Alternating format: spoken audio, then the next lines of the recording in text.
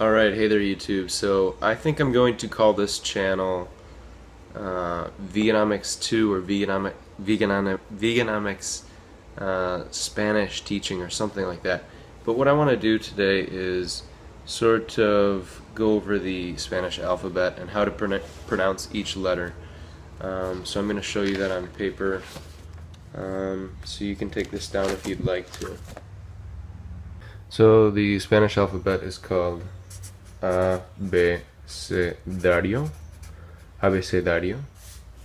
And so the first letter, well, we can do the vowels first. So vowels are called vocales. So I'll write that, vocales. You'll notice in Spanish the V sounds like a B. Vocales. So these are, let's see, we have A, E, I, O, U. Okay? So the rest of the letters are called consonants or consonantes. But I will just go through the whole alphabet now. So A is pronounced A. So I'm going to write it down how it would kind of be pronounced in English to kind of help. So A is A. B is B. Okay. C is C. D is D. E is A. A. Maybe like that. Kind of like the end of day. A. F is F. F. G is G. And it's kind of got like a little throaty G. So I'm just going to put like a double H to kind of remind you of that. G. H is H. H. I is E. So I will put a double E, like in feet. J is J. It's also kind of throaty.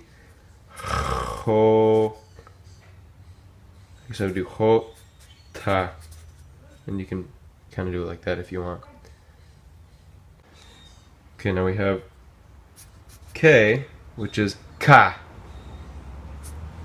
So I'll just do this. Ka. This is K-A-H, not K-A-N. So we have so far A, B, C, D, E, F, G, H, I, J, K. The next one, let's start up top here. L is L. L.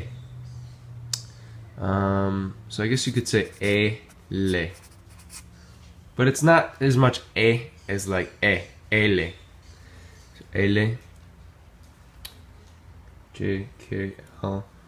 M is M. So you could say M. M. Next we have N or N. N.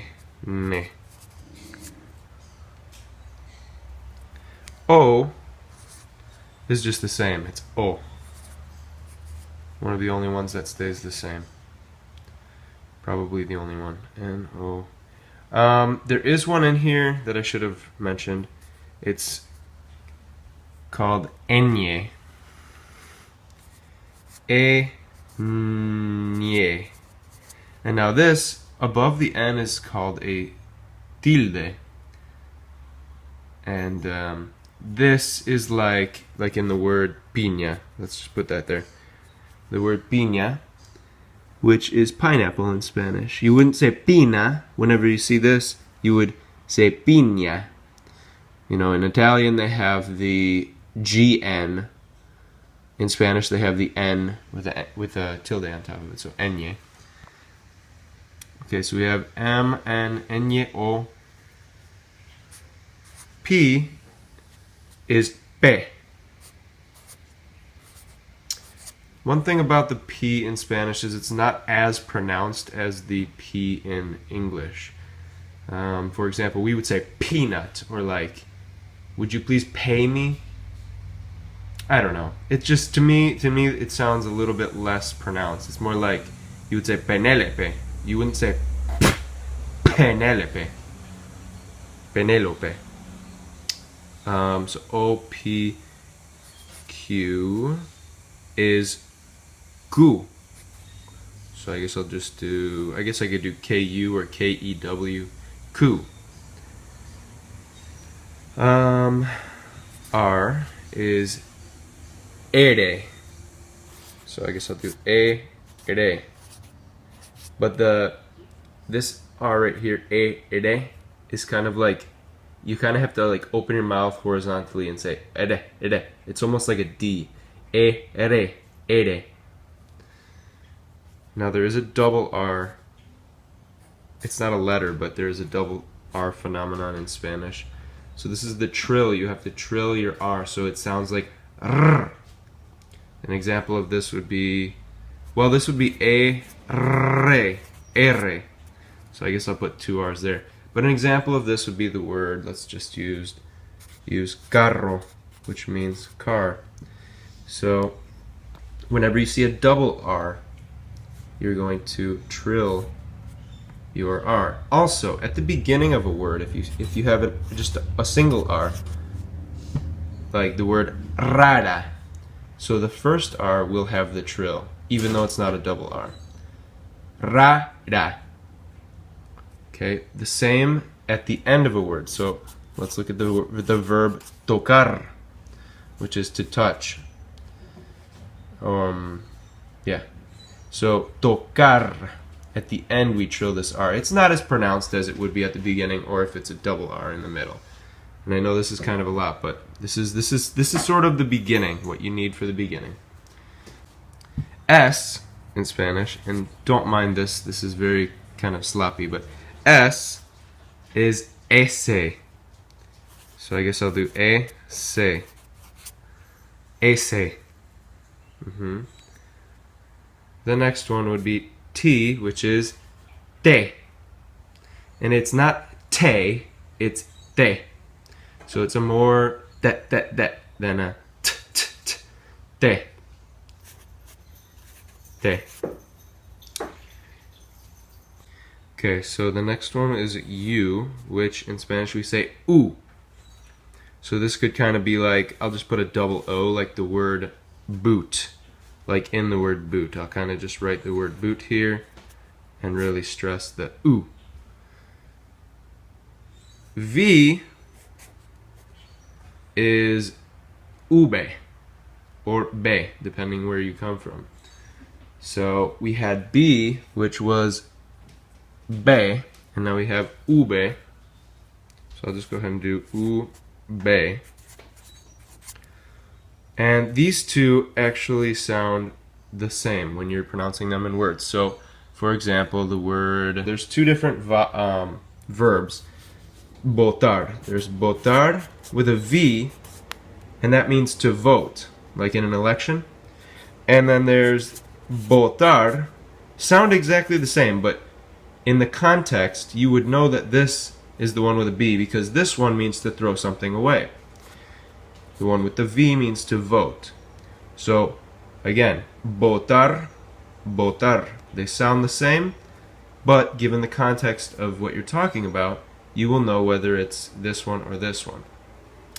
Okay, after V we have W, which is W or W, depending where you come from. So, let's see. Do, ble, doble B. It's kind of a tricky one. Doble B. That's a Y. Okay, after that we have X, which is X. Okay, so A, keys. It's almost like you're saying keys, but it's not. X. X.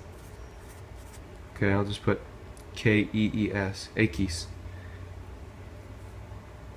The next one is, I learned this as Y, so like a Greek I, Y, but they're teaching it now in schools as Y. So you can use either one, it doesn't matter. W, X, Y, W, X, Y. So you can, I'm just going to put, I guess this would be a J-A-Y or E, I'm running out of room, Gri, E, Ga. Okay, Y. And then the last one is Z, which is Zeta. Zeta. Sorry, this is kind of crazy, but there you have it. Take notes on this. This is kind of like Spanish 1. Maybe the first week of class they would teach you something like this. Thanks a lot for watching. If you liked it, like, subscribe to this channel. There will be a lot more videos to come. Peace.